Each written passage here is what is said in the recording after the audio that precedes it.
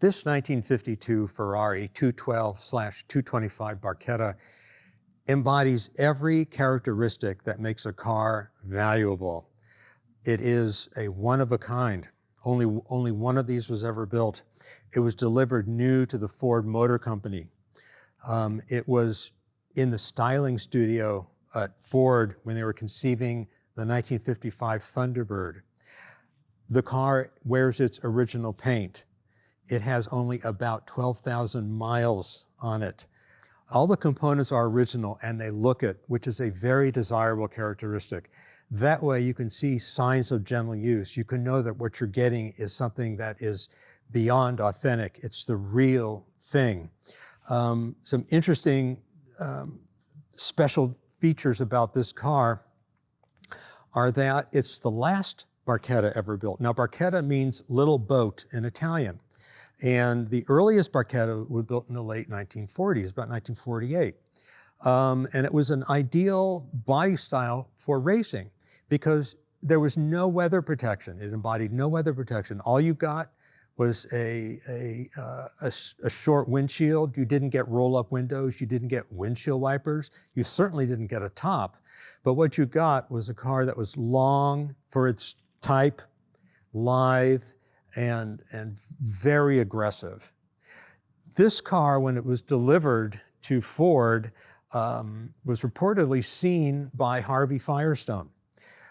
Firestone looked at the car and said, "This car needs white walls," and proceeded to have a set of white walls made just for this car. Now, we don't know that it's wearing those same white walls, probably not because of the age of because of how old the tires would be by now. But it wears what is a virtually identical set. And it gives you an idea of the American tastes of the time, that even on a Ferrari, you would see white wall tires. Now, this car was expensive. It was a good performer. It was well built, and it was incredibly rare. I mean, only one was ever built. You can tell that this is a hand-built car because of its very organic appearance. There weren't a lot of machines that went into this. I mean, sure, the cylinders were drilled by a boring machine, things like that, but these body panels were hand-hammered over probably a wooden block by a craftsman who did all of his checking and all of his verification of design by eye. Somebody that had an innate ability, a sculptor in metal. And these lines really could not be achieved in any stamping. You have an interesting character line that runs along the side. Again, notice, no windshield wipers, no clamps at the windshield header for a top. There was no top. And very interesting details along the side. Looks like stitching. It's just a styling affectation, but that's how most Barchettas were designed. A wide open cockpit with stitching. And keeping in mind that this was 1952, Ferrari was just starting to look to the American market in earnest and thinking that, you know what, I better offer a car with left-hand drive, keeping in mind that most of the hard currency after World War II was still in the United States. And if you didn't exist in the United States market, you wouldn't exist for long. But this Ferrari, a 212 chassis with a 225 racing engine with 3 carburetors, slightly higher compression ratio, it was show and it was go. It was one of the few cars whose performance delivered on its looks. Now, when the Ford stylists got their first look at this car, they had to have been blown away. It was so interesting by virtue of the fact that it was so much smaller than the cars that they were used to dealing with, and the proportions were so different. Unusual for this type of vehicle, it was built on the long wheelbase chassis, and the cockpit was supposed to be actually much bigger. It was supposed to extend back much farther and accommodate a side-facing third seat. But what the stylists found and what they seized on were a couple of ideas. At least we think they seized on these ideas.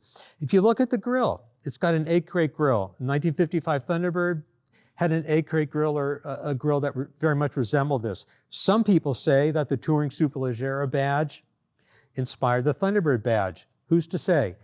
Some other folk think that maybe the hood scoop inspired that of the Thunderbird. Again, we don't know for sure, but we do have on file a photograph of this car in the Ford styling studio in period next to an MGTC.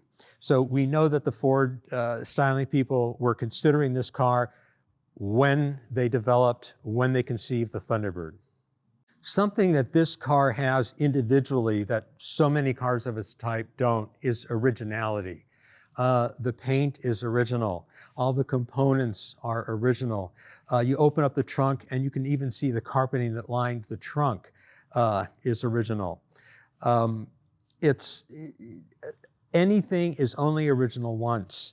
The Petersen Museum also has in its collection a 1913 Mercer, a few decades older than this, that's equally as original.